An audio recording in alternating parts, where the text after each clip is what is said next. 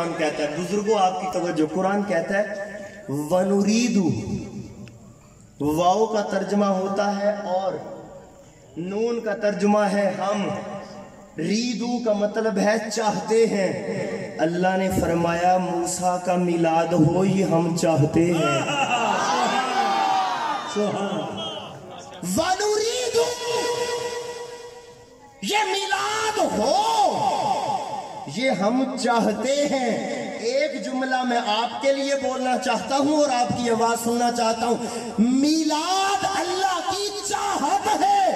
آپ کی چاہت رب کی چاہت میں ملی ہے تو آپ میلاد میں آئے ہیں۔ باری تعالیٰ تو کیوں چاہتا تھا کہ یہ میلاد ہو؟ تو کیوں چاہتا تھا؟ فرمایا اس لیے وَنُرِيدُ أَن نَّمُنَّ عَلَى الَّذِينَ اسْتُضْعِفُوا فِي الْأَرْضِ، ہم اس لیے چاہتے تھے کہ یہ میلاد ہو، ہم بنی اسرائیل کے کمزوروں پہ رحمت کرنا چاہتے تھے۔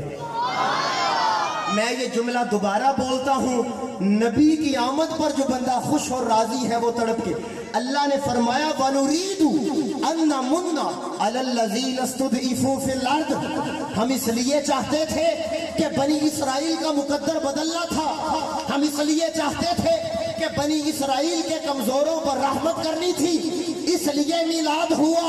اور دوستان محترم، بنی اسرائیل پر رحمت کرنی ہو تو میلاد موسیٰ ہوتا ہے، اور کائنات کے اوپر رحمت کرنی ہو تو میلاد محمد ہوتا ہے۔